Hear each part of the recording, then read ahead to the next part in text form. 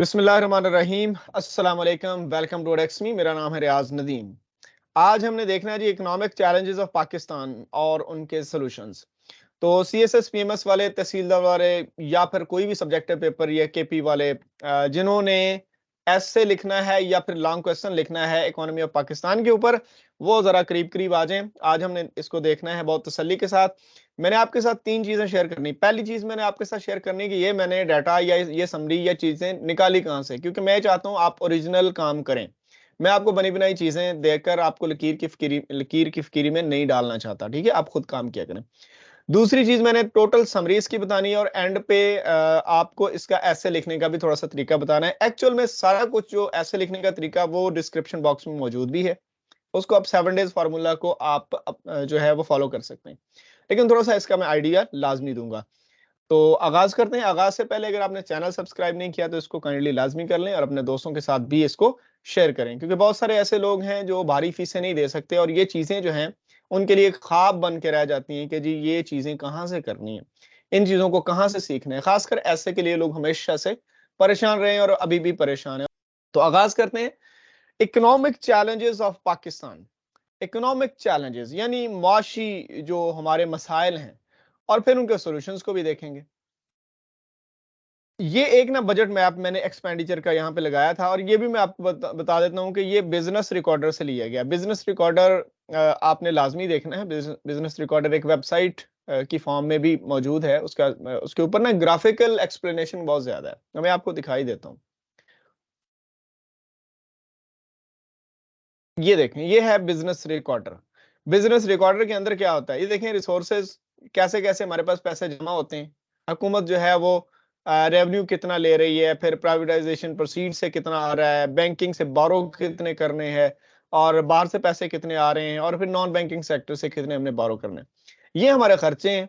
ठीक है, interest payment, ये जो हम कर्जा लिया हुआ है हमने, उसके ऊपर हमने इंटरेस्ट पे करना होता है। और उसके साथ ये डेवलपमेंट स्पेंडिंग देख लें, और ये गवर्नमेंट का सेक्टर्स जो जितने भी डिपार्टमेंट्स उनको चलाना है, और ये ग्रांट्स एंड ट्रांसफर यानी एनएफसीज हैं, और ये डिफेंस के अफेयर्स को, और ये पेंशन और ये सब्सिडीज। बाकी भी आपने देखना। ये जो है ना, ये जीडीपी ग्रोथ जो है ना, ये ब्लैक सा दिया हुआ, ये डार्क, ये जो ग्रे है, ये है सेट किया जाता है जो टारगेट, और ये जो डार्क ब्राउन है ये जो अचीव होता है। एक्चुअल में बाजुकात सेट कम होता है, अचीव ज्यादा हो जाता है, हालात अच्छे हो जाते हैं। बाजुकात से बाजुकात जो टारगेट है वो ज्यादा सेट किया जाता है, हालात खराब हो जाते हैं। जिस तरह एक बार कोरोना आ गया था, कोविड, और दूसरा ये फ्लड आ गया ये पिछले साल। तो फिर ये देख लें कि ये सेट किया और ये मिला। ठीक है, अब ये सेट किया, आगे पता नहीं क्या मिलता। पिछले सालों में ठीक रहा है कि ये सेट किया था और ये मिला, ये सेट किया था और ये मिला। अब 2 साल कंसेक्टिवली ये हो गया कि हम सेट ज्यादा कर रहे हैं, मिल कम रहा है। जो भी हालात हैं वो बात की बात है। और इन्फ्लेशन देख लें, ये ईयर टू ईयर पहले 5-6% से ज्यादा नहीं थी। अब ये 2019-20 में कुछ बढ़ी, फिर कम हो गई 2021-22 में, और 22 के बाद फिर 28 तक चली गई, और अब 23 में कहते हैं कि ये 21%, कुछ लोग इसको 23 कह रहे हैं। ठीक है, यहाँ तक आ गई। और बाकी चीजें भी यहाँ पे हैं, कोई डिफेंस का बजट या बाकी बजट, इनको बाद में जरूर देखिएगा। तो मैं अपनी बात का आगाज करता हूँ। मैंने इस सारे काम के लिए डॉक्टर इशरत हुसैन की एक स्पीच थी institute of business and administration पे, उसका एक डॉक्यूमेंट मैंने रीड किया। ठीक है, एकेडमिक पेपर एक यूनिवर्सिटी का रीड किया। उसके बाद इकोनॉमिक सर्वेज देखे। इकोनॉमिक सर्वेज ना फाइनेंस डिवीजन की वेबसाइट के ऊपर पड़े हुए होते हैं पाकिस्तान की, यानी फेडरल गवर्नमेंट जो सर्वे करती है कि पिछले साल क्या हुआ था और अगले साल हम सेट क्या कर रहे हैं। ठीक है, तो पिछले साल जो जो हुआ था उसके ऊपर एक सर्वे आता है, उसको आपने लाजमी पढ़ना होता है। और दो जो पेपर हैं वो यहाँ पे मैंने ऐड भी किए हैं। वर्ल्ड बैंक की रिपोर्ट मैंने यहाँ पे एक एनालिसिस है उसका किया। 4 अक्टूबर 2023 की, ये लेटेस्ट समझ लें। किसी भी इंटरनेशनल इदारे को आपने टच लाजमी करना होता है। यहाँ पे दिया हुआ है कि किस साल में क्या क्या रहा है। ठीक है, और ये ग्रोथ के बारे में कुछ दिया गया है। और उसके बाद ये कहा गया कि हमारे सिर्फ 10 मिलियन लोग जो है ना वो पॉवर्टी लाइन से ऊपर हैं, बाकी सारे पॉवर्टी लाइन से नीचे चले गए हैं। ठीक है, अच्छा, ये अटलांटिक काउंसिल का भी एक पेपर है, इसके अंदर कुछ ये परसेंटेजेस दी हुई हैं। इनको भी आपने लाजमी देखना है। तो इन सब से मैंने ना यानी 3 ऊपर चीजें बताई और 2 ये, इनसे मैंने एक समरी निकाली, वो मैं आपके साथ शेयर करता हूँ। अच्छा, ये भी इन्होंने बात की है कि रियल एस्टेट से आप इंडस्ट्रियल सेक्टर की तरफ लोगों को लेके आएं और उनसे कहें कि शरीयत के लिहाज से भी आपकी ये जिम्मेदारी बनती है। ठीक है, मजहबी टच भी दे दिया। चलो, अच्छा, ये कुछ मैंने फिगर्स निकाले थे। अभी मैंने आपको 28% टू भी दिखाया बिजनेस रिकॉर्डर में, तो ये मैंने 29 भी कहीं से पढ़ा, तो ये 2022 की बात है। ठीक है, अब 2023 में ये तकरीबन 21 से 24 तक लोग कह रहे हैं कुछ रिपोर्ट्स के अंदर। इतना करंट अकाउंट डेफिसिट इस वक्त इतना है, रिजर्व्स हमारे पास जो बैंक्स के पास होते हैं वो ये है। फिस्कल डेफिसिट ये होता है कि हम अर्न कितना कर रहे हैं, हमारे हमें रेवेन्यू कितना आ रहा है और हम खर्च हम ज्यादा कर रहे हैं, रेवेन्यू हमें कम आ रहा है। सेंट्रल गवर्नमेंट जो 2020 के अंदर टोटल जो बजट था उसका 87% पे कर देती। ठीक है, इंटरेस्ट की फॉर्म में। और उसके बाद ये जरा फिर बताया है कि जो हमारे प्राइवेट बैंक्स हैं उनके पास 5 बिलियन पड़ा है, और जो हमारा स्टेट बैंक है उसके पास 7 बिलियन है। चल, ये रिजर्व समझ लें। अच्छा, समरी क्या है? समरी से आपने सारा ऐसे खुद बनाना है। समरी के अंदर ना काजेज भी होंगी, ठीक है, और इफेक्ट्स भी होंगे इसके अंदर, और साथ में सॉल्यूशन भी होंगे। सॉल्यूशन को ज्यादा डिटेल के साथ यहाँ पे दिए गए, तो आपने कुछ मैंने अंडरलाइन की हुई है चीजें, उनको समझना है। फॉर एग्जांपल, ये अनएम्प्लॉयमेंट है और पॉवर्टी है, ये दोनों चीजें काजेज हैं और इफेक्ट्स भी हैं। साथ में इनके बाद ये सॉल्यूशन दे दिए गए, और इन सारे सॉल्यूशंस को एंड पे मैंने समराइज किया कि अगर इन सारे सॉल्यूशंस को जो है वो आप सॉल्यूशन की फॉर्म में लिखना चाहें तो स्मॉल इंडस्ट्रीज और साथ में टैक्सेशन ईज, ये दो चीजें आप ऐड कर सकते हैं सॉल्यूशन में। तो अनएम्प्लॉयमेंट, अनएम्प्लॉयमेंट पहला एक फैक्टर समझ लें जिसकी वजह से इकोनॉमिक क्राइसिस है पाकिस्तान के अंदर। ठीक है, और ये इफेक्ट भी है। न्यू प्रोजेक्ट्स लगाए जाएं, लोगों को जॉब्स दी जाएं, ऑनलाइन बिजनेस स्किल्स दी जाएं ताकि लोग ऑनलाइन अर्न करें और बाहर के मुल्कों से भी पैसा आए। अच्छा, डिस्ट्रिक्ट लेवल पे जो ट्रेनिंग सेंटर्स हैं उनमें वर्कशॉप्स करवाई जाएं। इंडस्ट्रियल होम जो हमारे सनतजार इदारे थे उनको उनके ऊपर इन्वेस्ट किया जाए। ठीक है, इंटर्नशिप दी जाए लोगों को। इन सारे को मैंने कहा कि स्मॉल इंडस्ट्रीज दी जाए, और उसमें टैक्सेशन ईज, यानी टैक्सेशन ईज की बहुत सारी फॉर्म हो सकती हैं। यहाँ पे हम एक डिस्कस कर सकते हैं कि जो स्मॉल इंडस्ट्री है उसके ऊपर जो टैक्स की शरह थोड़ी कम रखी जाए। ठीक है, और बड़ा सेक्टर है उसके ऊपर ज्यादा रखी जाए। दूसरा है डेट सर्विसिंग। डेट सर्विसिंग क्या होती है? हमने कर्जे ले लिए, अब वो एक तो हमने कर्जे पे करने हैं, दूसरा हमने उनका जो है वो इंटरेस्ट पे करना। हमारे यहाँ होता है कि हम कर्जा तो नहीं वापस कर पा रहे, सिर्फ उनका इंटरेस्ट पे करने के लिए कहीं और से कर्जा ले लेते हैं। इतने हालात खराब हैं। तो इसमें ये 2020 के फिगर्स दिए गए हैं कि हमने 87% तो सिर्फ रीपे करना था। हालात ऐसे ही है ना, कम या ज्यादा होता रहता। तो इसका सोल्यूशन क्या है? अल्टरनेटिव्स। अल्टरनेटिव्स किस तरह से होते हैं कि आप जो बाहर से मंगवाते हैं ना, ये जो पैसे मंगवाते हैं, उसको आप मुल्क के अंदर वो पैसा जो है ना वो प्रोड्यूस करने के लिए आपको अल्टरनेटिव्स दें। स्मॉल इंडस्ट्रीज ने ना अपने अंदर की इंडस्ट्रीज को बड़ा करें ना, उनके ऊपर इन्वेस्ट करें। फिर शॉर्ट टर्म तो हमारे पास हम बाकी चले जाते हैं आईएमएफ के पास कि जी हमारे हमारे पास तनख्वाहों के पैसे नहीं है, हमारे पास मुल्क चलाने के पैसे नहीं, थोड़े से पैसे दे दें। इसको जो है खत्म किया जाए, या मिनिमम लेवल पे लाया जाए, या अवॉइड किया जाए। और जो जिन ममालिक से हमने पैसे लिए उनसे थोड़ी बहुत रिलैक्सेशन ली जाए कि थोड़ा उनको पे ऑफ पे ले जाते हैं ना। लॉन्ग टर्म इकोनॉमिक रिफॉर्म की जाए, इकोनॉमिक डिसिप्लिन लाया जाए, टैक्सेशन रिफॉर्म्स की जाए, करप्शन को कंट्रोल किया जाए, रिकवरी स्टेप्स।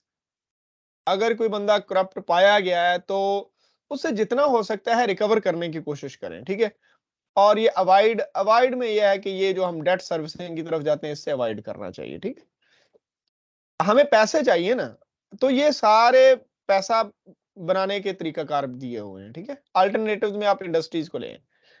नंबर 4 है high fiscal deficit and low investment. हम खर्चा हमारा ज्यादा होता है और कमाई हमारी थोड़ी है। ठीक है, तो आप यहां से अंदाजा लगा लें कि कौन कौन से मसाइल इसकी वजह से मजीद जो है ना वो पैदा हो रहे होंगे। Injustice in taxation with respect to GDP. देखें कुछ इदारों का कंट्रीब्यूशन जीडीपी के अंदर ज्यादा है, लेकिन वो टैक्स थोड़ा देते हैं। फॉर एग्जांपल जो मैन्युफैक्चरिंग है ना, मैन्युफैक्चरिंग वाले टोटल जो है ना वो 21% है, लेकिन वो टैक्स देते हैं तकरीबन 70%। ठीक है। सर्विसेज जो है ना वो हमारी 60% है और वो टैक्स देते हैं 30%। एग्रीकल्चर हमारा अगर 16% है तो वो टैक्स देता है 0। वो केनाल सिस्टम वाला अलग से टैक्स देता है ना, रेवेन्यू ड्यूटीज देता है सूबे के लिए, लेकिन उसके ऊपर जो प्रोडक्शन के ऊपर जिस तरह ये कोई सेल टैक्स को फलां टैक्स लगते हैं, इस तरह एग्रीकल्चर के ऊपर कोई नहीं लग रहा है। जो प्रोडक्शन है उसके ऊपर नहीं लग रहा है। ठीक है। अच्छा ये जरा देखें कि एफडीआई और पोर्टफोलियो, ये इन्वेस्टमेंट प्लान्स है ना, इनको जो है वो प्रमोट किया जाए, सिक्योरिटी दी जाए। कोई बंदा आके पैसे लगाता है तो उसको ये ना हो कि मेरा पैसा डूब जाएगा, कल को गवर्नमेंट खत्म हो जाए तो मेरे साथ जो है वो हाथ हो जाएगा। इसके लिए कहते हैं कि charter of economy, sustainable policies, किसी की भी गवर्नमेंट आए तो उसमें जो है ना वो पॉलिसीज चेंज नहीं होनी चाहिए। टैक्स एवेजन को जो है वो कंट्रोल किया जाए, स्पाई सिस्टम रखा जाए, और एक लाइसेंस पे 20-20 यूनिट चलाने वालों को पकड़ा जाए, उससे क्या 20 लाइसेंस लें और 20 जगह पे टैक्स दें। ठीक है। टैक्स रिफॉर्म्स की जाए, ये ओवरऑल भी लिख दिया। ठीक है। तो इस सारे का हल मैंने चार्टर ऑफ इकोनॉमी, ये एक बड़ा मैंने बुलेट पॉइंट आपको दे दिया। ठीक है। उसके साथ कुछ और चीजें भी हैं। ये डिजिटलाइजेशन एफबीआर की मजीद की जाए, स्ट्रिक्ट मॉनिटरिंग हो, ब्लॉकचेन टेक्नोलॉजी है, पता चले कितना माल आ रहा है कितना जा रहा है, उसको मॉनिटर किया जाए, उसके हिसाब से टैक्स, यानी स्पाई कंपनीज हायर कर लें आप, बजाय इसके कि आप उसी से पूछ रहे हैं कि बताएं कितने पैसे कमाए, और उसमें से उसी से कह रहे हैं कि आपके रहमो करम पे जितना टैक्स देना दे दें। उसके बाद जस्ट रेवेन्यू मैन्युफैक्चर, अच्छा ये ऊपर मैंने बात कर दी है। ठीक है। और बिग कंपनीज को कंप्लायंस में लाया जाए, स्ट्रिक्ट एक्शंस लिए जाएं कि भाई आप टैक्स क्यों नहीं देते। ठीक है। ब्यूरोक्रेटिक मॉडल को टेक्नोक्रेटिक मॉडल, यानी कि जो काबल लोग हैं बेशक प्राइवेट सेक्टर में हैं तो उनको आप आगे लाने की कोशिश करें। अच्छा ये जरा एड्स एंड ग्रांट्स से बचना है, और इस ये ऑनलाइन सर्विसेज और रेमिटेंस की चैनलाइजेशन करनी है, ये जरा सोल्यूशन भी दिया हुआ है। फिर इंडस्ट्री को बूस्ट करें, अल्टरनेटिव्स लेके आए और गवर्नेंस को बेहतर करें। ठीक है। नंबर 8 पे क्या है, गवर्नमेंट के एक्सपेंडिचर बहुत ज्यादा है। गवर्नमेंट के एक्सपेंडिचर जो है ना वो दो तरह से ज्यादा है। एक तो मिनिस्ट्रीज इतनी ज्यादा होती, दूसरा हमारे जो डिपार्टमेंट्स है उनमें ओवर स्टाफिंग, कुछ महकमे उनमें स्टाफ जो है वो बहुत कम होता है, इस वजह से वो नहीं चल पा रहे हैं। ठीक है। उनमें मजीद लोग चाहिए। ठीक है। और कुछ जो है वहां से निकालने जरूरी हैं। ठीक है। उनके पास ऑलरेडी ज्यादा है। ठीक है। वो इस वजह से भी नहीं चल रहे, कुछ उनमें लेग पुलिंग, ये वो, काम थोड़ा है बंदे ज्यादा है ना। तो जो मिनिस्ट्रीज है उनको मर्ज किया जाए, और अब देखें ना कि क्लाइमेट के लिए और है, एग्रीकल्चर के लिए और है, हर चीज के लिए और है।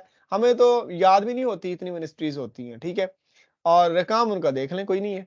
अकाउंटेबल उनको ठहराया जाए ना, भी आपको इतना पैसा दिया था तो आपने क्या किया उसका, पूछने वाला कोई नहीं होता, सियासी हुकूमतें हमारी। अच्छा उसके बाद डिपार्टमेंटल परफॉर्मेंस के ऊपर बजट दिया जाए कि जो पिछले साल बजट दिया था उससे आपने क्या जो है आपकी परफॉर्मेंस क्या आप बेहतरी लेके आए हैं। ठीक है। ये परफॉर्मेंस बजट की एक टाइप भी है कि परफॉर्मेंस पिछली देखें उसके हिसाब से बजट दें। जो हम बजटिंग जब पढ़ते हैं ना, ये पब्लिक एडमिनिस्ट्रेशन के अंदर, या जो उसका चैप्टर है पूरा बजटिंग का, उसके अंदर ये डिजिटलाइजेशन लेके आए, प्रमोशन रिफॉर्म्स करें, कि ये नहीं कि जो बंदा पहले अपॉइंट हुआ वो पहले प्रमोट होगा, बजाय इसके आप उसको जो है वो उसके परफॉर्मेंस जो है ना सरकारी मुलाजमों की या डिपार्टमेंट्स की या फिर जो मिनिस्ट्रीज की है, उनको भी परफॉर्मेंस के लिहाज से आप इंसेंटिव्स दें। लीस्ट प्रोटोकॉल, ये बहुत बड़ा पॉइंट है। इसको आप किसी भी हिसाब से जो है ना, ये बजट ऑप्टिमाइजेशन, ये इसके अंदर सारी चीजें हैं, या प्रायोरिटाइजेशन भी ठीक है। ऑफिशियल प्रोग्राम के ऊपर रेस्ट्रिक्शंस लगाएं। ये पिछले दिनों में एक प्रोग्राम देख रहा था कि हमारे पंजाब लेवल पे प्रोग्राम हुआ, सरकारी मुलाजमीन हैं उनके जो डिसेबल बच्चे हैं उनको ना जो वो साइकिल्स दी गई, व्हील चेयर सॉरी दी गई। अच्छा व्हील चेयर 50 थी, और आप यकीन माने कि वो प्रोग्राम इतना बड़ा था, व्हील चेयर का देख लें कितने पैसों की है वो, और उस प्रोग्राम के ऊपर इतने ज्यादा पैसे लगा दिए। इसी तरह होता है कि एक बच्चा जो है ना कहीं पे उसको तालीम की कमी, उसने उसको कोई मैसेज वायरल हुआ तो 15 मिनिस्टर और चीफ मिनिस्टर उठकर उसके घर चले गए, और जनाब इधर हेलीकॉप्टर आ रहे हैं, प्रोटोकॉल आ, करोड़ों रुपया बिला वजह जाया कर देते हैं, और उस बच्चे को 10 लाख लेके आते हैं। ठीक है। तो ये जो प्रोटोकॉल्स के ऊपर पैसे लगते हैं ना, इनको कम किया जाना चाहिए। अब ये पब्लिक सेक्टर डेवलपमेंट प्रोग्राम ये एक बर्डन है सेंट्रल गवर्नमेंट के ऊपर कि जी डैम्स बनाने हैं, पुल बनाने हैं, फलां करना है, रोड्स बनानी है, तो जी पैसे दें। इसको चूंकि अब 18 अमेंडमेंट भी हो चुकी है, एनएफसी अवार्ड फिर भी जाहिर है सेंट्रल गवर्नमेंट के ऊपर बोझ बोझ तो अभी भी है। तो इसका ये होता है कि अगर आपने कोई रोड बनाना है तो build build operate and transfer model अपनाया जाए। आप प्राइवेट सेक्टर से कहें या किसी और मुल्क की किसी कंपनी से कहें भी आप बना लें और 20 साल जिस तरह मोटरवे के ऊपर होता है, आप उसका टैक्स ले लें और उसके बाद फिर आप हमारे हवाले कर दें। फिर रीजनल रेवेन्यू यानी आप कहेंगे सूबा ये काम खुद करे। अब जब रेवेन्यू सूबे ने खुद लेना है तो ये काम भी वो खुद करे। उसके बाद नंबर 10 पे है इनजस्टिस इन डिपार्टमेंटल बजट्स। देखें, कुछ इदारों में लोग थोड़े हैं, उनका बजट बहुत ज्यादा है। कुछ इदारों में लोग बहुत ज्यादा हैं, उनका बजट थोड़ा है। और कुछ इदारे बहुत इंपॉर्टेंट हैं, उनका बजट थोड़ा है। कुछ इदारे बहुत इंपॉर्टेंट नहीं हैं, उनका बजट बहुत ज्यादा है। अब मैं यहाँ पे नाम नहीं लूंगा, आप बिजनेस रिकॉर्डर को खुद देख लीजिएगा कि हमारा एजुकेशन का बजट क्या है, हमारा दूसरे डिपार्टमेंट का क्या है। तो जिस हिसाब से अगर वो इदारे चल रहे हैं तो जिन इदारों के ऊपर हम बहुत ज्यादा लगा रहे हैं उनको उनको कम दे के देखें और उनसे कहें भाई आप सेल्फ फाइनेंशियल मॉडल इख्तियार करें। ठीक है, उनके पास जमीनें होती हैं, उसको काश्त करवाएं, वहां पे इंडस्ट्री लगवाएं और वो कहें कि ये इंडस्ट्री इस इदारे की है। ठीक है, और उसके उस इदारे के बच्चों के लिए, उस इदारे के लोगों के लिए वो वेलफेयर का काम करे, बजाय इसके कि हर चीज जो है वो सेंट्रल गवर्नमेंट दे। जो डिपार्टमेंट्स हैं प्रोविंशियल लेवल पे या दूसरे लेवल पे, फेडरल लेवल पे, डिपार्टमेंट खुद अपना खर्चा जहां तक मुमकिन है उठाने की कोशिश करे। इसको हम सेल्फ मैनेजमेंट कहते हैं। नंबर 11, कुछ इदारे जो होते हैं वो लॉस गिविंग होते हैं। वो हमें पैसा नहीं दे रहे। पीआईए कहते हैं डेली की बुनियाद पे अरबों का खसारा जो है, महाना अरबों का खसारा जो है वो दे रही है। इसी तरह हम स्टील मिल के बारे में सुनते आ रहे हैं। तो इनके बारे में यही है ना कि या तो वहां पे आप जो है ना उसको प्राइवेट कर दें, अगर प्राइवेट नहीं कर सकते तो वहां पे रिफॉर्म्स लेके आए ना, ट्रांसपेरेंसी लेके आए, परफॉर्म। वजह क्या है कि वो लॉस देने वाला इदारा है। किसी दौर में यही इदारे अरबों रुपए कमा के देते थे। उसके पीछे वजह क्या है? कोई ना कोई वहां के बैठे हुए लोग उसकी वजह है। फॉर एग्जाम्पल एक बार ऐसे हुआ कि जो वजीर रेलवे है ना, उनका अपना ट्रांसपोर्ट सेक्टर के अंदर बहुत ज्यादा, प्राइवेट सेक्टर के अंदर बहुत ज्यादा इन्वेस्टमेंट थी और रेलवे को उन्होंने डुबो दिया। नाम आपको पता होगा। ठीक है, अच्छा, यहाँ पे प्राइवेटाइजेशन की जाए, परफॉर्मेंस देखी जाए, उस हिसाब से रिफॉर्म्स की जाए, ट्रांसपेरेंसी की जाए, लाई जाए, रूट काज के सोल्यूशन की तरफ जाया जाए, परफॉर्मेंस ऑफ सेल्फ डिसिप्लिन और सेल्फ बजटिंग। उनसे कहें ठीक है आप जो है अपना बजट खुद बनाएं। ठीक है, अच्छा, अगर प्राइवेटाइजेशन नहीं करनी तो फिर ये सेल्फ डिसिप्लिन की तरफ उनको लेके जाए। No judicial activism. तो जी हर चीज को जब हम प्राइवेटाइज करने लगते हैं या उनको रिफॉर्म्स लाने लगते हैं या फिर पेंशन या फिर लोगों को जब अकाउंटेबल ठहराने लगते हैं तो लोग कोर्ट में चले जाते हैं कि मैंने जनाब 30 साल जो है वो सर्विस की है, अब मुझे कह रहे हैं आपकी सैलरी कम करनी है, अब मुझे डिमोट किया जा रहा है। ठीक है, वगैरह वगैरह। तो ये अदालत को इस मामले में नहीं, ये वही फिर चार्टर ऑफ इकोनॉमी, इकोनॉमी की जो लाइंस होंगी वहां पे कोई बंदा मुदाखलत नहीं करेगा। नंबर 12, जो हम बारोइंग करते हैं, बारोइंग का मसला है, इंटरनल बैंक से करते हैं और एक सर्कुलर डेट भी है। इसको भी मैंने वैसे इसके अंदर ही ऐड किया है, इसका थोड़ा सा जिक्र किया जाना जरूरी है। एक्चुअल में ये जो सर्कुलर डेट है ना, इसका ताल्लुक है एनर्जी से। यानी आप ऑयल बार से लेते हैं, कैरेज है, एनर्जी बनती है, बिलिंग होती है। अब एक तो जो ट्रांसमिशन जब होती है, बिजली एक जगह से दूसरी जगह एनर्जी पहुंचाई जाती है, दरम्यान में चोरी होती है, उसका बिल कौन देगा? कोई भी नहीं। फिर बिलिंग में इवेजन हो रही है बहुत ज्यादा, मीटरिंग जो है ना हमारी एक्यूरेट नहीं चल रही। फिर ये वाला जो बर्डन बनता है ये सारा कुछ गवर्नमेंट देती है और कुछ जो है वो फिर लोग देते हैं। ठीक है, तो इससे भी हालात खराब होते हैं। तो इसको डिसिप्लिन किया जाए। और ये थोड़ा सा ना मैंने इसके अंदर ऐड कर दिया है, ये इसका पॉइंट नहीं है कि हम पैसे उधार पकड़ पकड़ के ना 40 करोड़ का हमने झंडा लगाया है एक। ठीक है, तो इन चीजों से भी थोड़ा बचना चाहिए, इकोनॉमिक ग्रोथ और फिर ये सारी चीजें। और इसका जरा देख लें सोल्यूशन इसका क्या होगा। इसका सोल्यूशन भी वही सेल्फ डिसिप्लिन है, एक्शन ऑन थेफ्ट है, अच्छी बिलिंग है, गुड मीटरिंग है। अच्छा, नो फ्री इलेक्ट्रिसिटी, ये मैंने थोड़े से ये पॉइंट्स निकाले, ये सॉरी फॉर दैट के आउटलाइन ये जरा अंडरलाइन नहीं हो सके। ये सॉल्यूशंस हैं जी इन मसाइल के, ठीक है। बारोइंग से बचना चाहिए, और बारोइंग से बचने के लिए आप ये इकोनॉमिक ग्रोथ की तरफ जाएं और डिसिप्लिन लेके आएं, और जो सर्कुलर डेट है इसके लिए आप ये वाले स्टेप्स ला सकते हैं। ये दो पॉइंट अलग अलग थे, तो यहाँ पे इकट्ठे डील हो गए। चलें, आप इनको अलग अलग कर सकते हैं, ठीक है।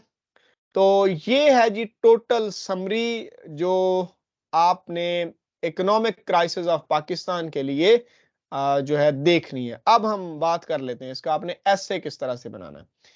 ऐसे उसी तरह से बनाना है। ये जो जितने 12 पॉइंट्स हैं ना, 12 पॉइंट्स में काजेज भी लिखी हुई हैं, सॉल्यूशन एंड पे लिखी हुई हैं, और काजेज के साथ साथ इफेक्ट्स भी इसके अंदर कहीं ना कहीं आपको मिल जाएंगे। और अगर नहीं मिलते तो इसके क्या है, पॉवर्टी है, इन्फ्लेशन है, डेट बढ़ता जा रहा है, हमारे इदारे डूबते जा रहे हैं, परफॉर्मेंस कम होती जा रही है। इस किस्म के 8 10 12 बड़े इजीली मिल जाते हैं। इसके अंदर भी हैं, इसके अंदर भी हैं। अगर कोई मजीद आप कहीं से तलाश करना चाहते हो तो आप कर सकते हैं। काजेज ये हो गई, ये जो स्टार्ट में मैंने लिखी हुई है, ठीक है। और इन काजेज के अंदर कहीं कहीं पे ये इफेक्ट्स भी हैं, ठीक है। और एंड पे जो मैंने आउटलाइन किया हुआ है उसको अब ये सारी चीजों की समरी के तौर पे आप उसको एज सोल्यूशन ले सकते हैं।